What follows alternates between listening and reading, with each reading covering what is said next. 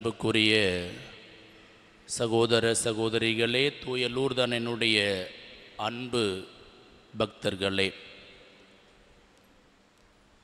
ஒரு சமயம் சீன ஞானி ஒருவர் விண்ணகத்தை சுற்றி பார்க்க வேண்டுமென்று விரும்பினார். அதன்படி விண்ணகம் சென்றார்.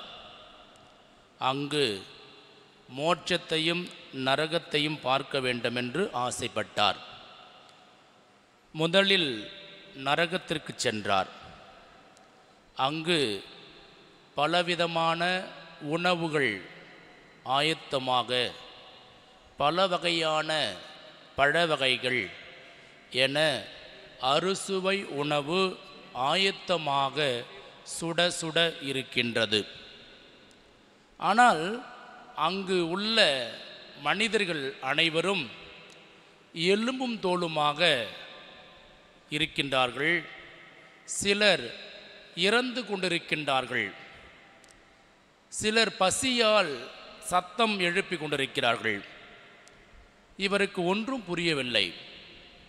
இவ்வளவு உணவு வகைகள், இவ்வளவு பழ வகைகள் ஏராளமாக இருக்கின்ற பட்சத்தில் ஏன் இந்த மனிதர்கள் இப்படி எலும்பும் தோலுமாக இருக்கின்றார்கள்? என்ன ஆயிற்று இவர்களுக்கு என்ற சிந்தனையோடு அவர் சிந்திக்க தொடங்கினார்.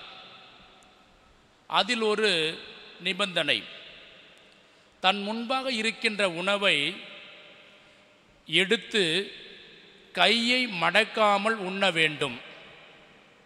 தன் முன்பாக உள்ள உணவை எடுத்து கையை மடக்காமல் உண்ண வேண்டும் என்பதுதான் நிபந்தனை. இப்பொழுது அவருக்கு புரிந்து போனது.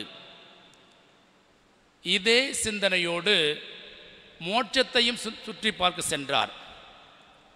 அங்கு சென்ற பொழுது அங்கும் அதே போல் அறுசுவை உணவு, பழ வகைகள் என இருக்கின்றது.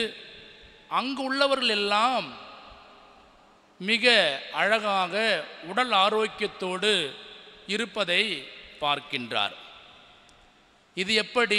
அவளுக்கும் அதே நிபந்தனைத்தான், உணவை எடுத்து கையை மடக்காமல் உண்ண வேண்டும் என்பதுதான் நிபந்தனை.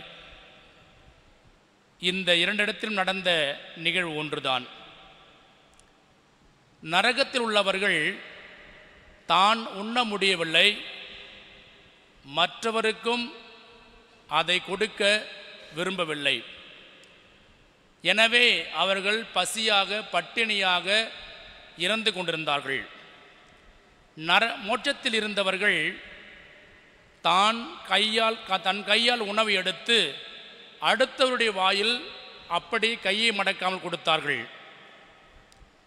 அதே போன்று அடுத்தவர் தன் கையால் உணவை எடுத்து இவருக்கு ஊட்டினார்.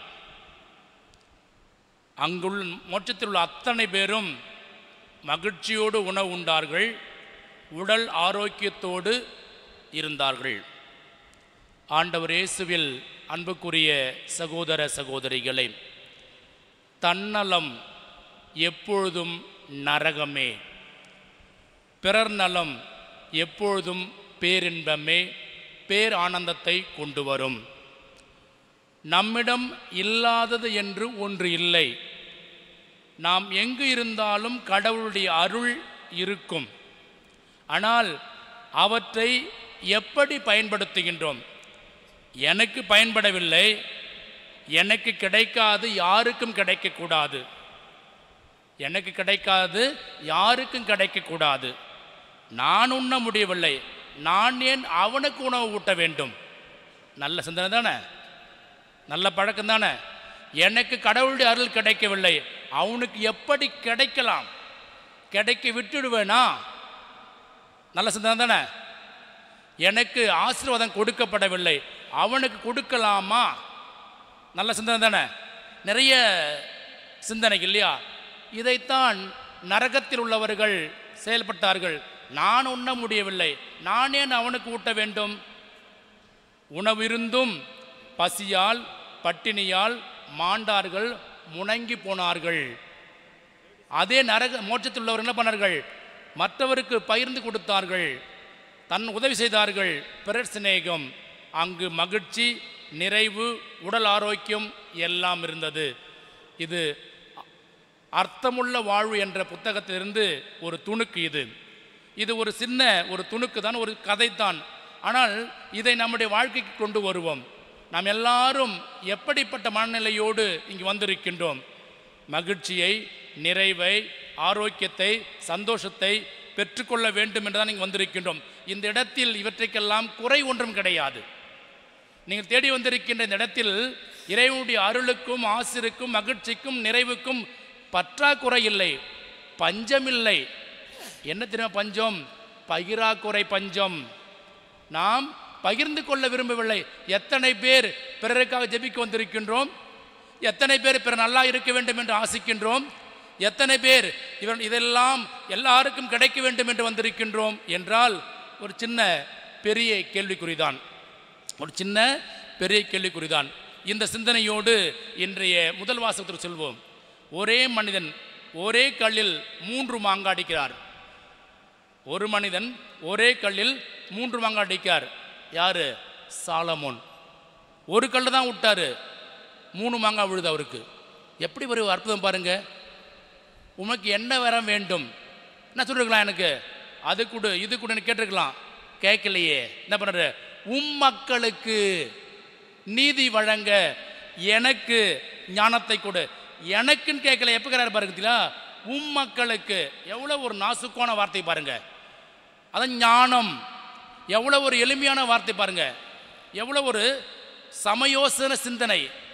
மக்களுக்கு ஞானம், நீதி வழங்க எனக்கு ஞானத்தை கொடு. எவ்வளோ அற்புதமான வார்த்தை பாருங்க. ஆண்டவருக்கு அது விருப்பமானது ஆகிவிட்டது, ஆண்டவருக்கு பிரியமானதாக மாறிவிட்டது. என்ன பண்றாரு? நீ கேட்காததையும் உனக்கு தருகின்றேன்.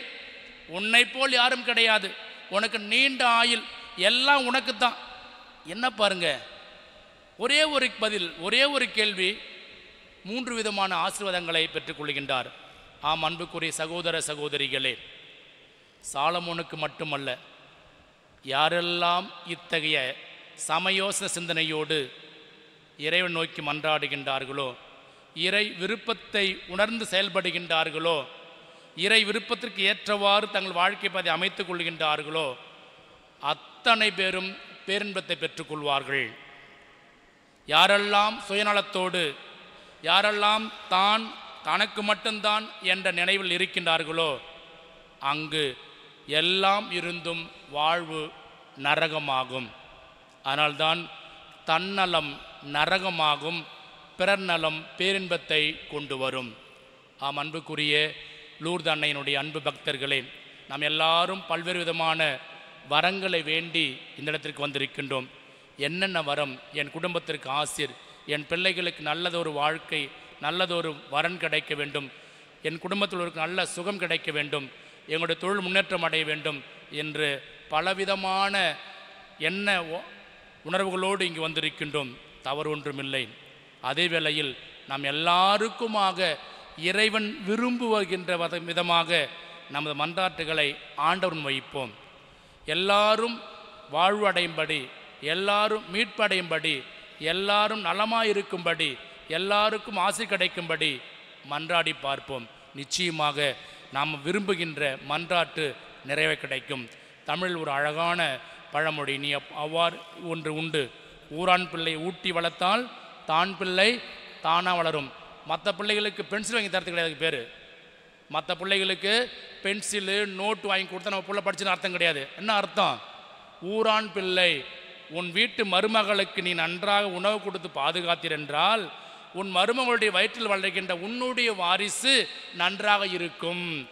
நிறைமாத கற்பனையாக இருக்கின்ற போது மருமகளை அடியோ அடி என்று அடித்து துன்புறுத்துகின்ற பொழுது பிறக்கின்ற குழந்தை எப்படி இருக்கும்? நன்னா இருக்கும், ஆரோக்கியமாக இருக்குமா? இருக்காது. நாம் எல்லாரும் வர வேண்டி வந்திருப்போம். என் மகனுக்கு, என் மகளுக்கு நல்ல குழந்தை பிறக்க வேண்டும். என்ன பண்ணணும்? நம்ம உணவு தர மாட்டோம், மகிழ்ச்சியாக இருக்க விட மாட்டோம், அவர் ஆரோக்கியமாக இருக்க விட மாட்டோம். முடிந்தவரை துன்பங்களை கொடுத்து டார்ச்சர் பண்ணிடுவோம். செய்யலாமா? பல வேளையில் நாம் செய்கின்ற செயல்தான். ஏன் மருமவ ஏன் பரப்புல தான் வச்சுக்கிறாங்க. அப்படி என்ற உணர்வு இல்லாமல் அந்த மருமகளை துன்புறுத்துகின்ற பொழுது அது வைத்து வருகின்ற குழந்தை துன்பத்திற்கு உள்ளாக்கப்படுகின்றது. அதனால் நஷ்டம் யாருக்கு? நமக்குத்தான். ஆகவே நாம் பிறருக்காக ஜெபிக்கின்ற பொழுது, பிறருடைய நலனுக்கு நாம் அக்கறை காட்டுகின்ற பொழுது பேரின்பம் தானாக வந்துவிடும் என்பதற்கு சாலமோன் ஒரு சிறந்த உதாரணம்.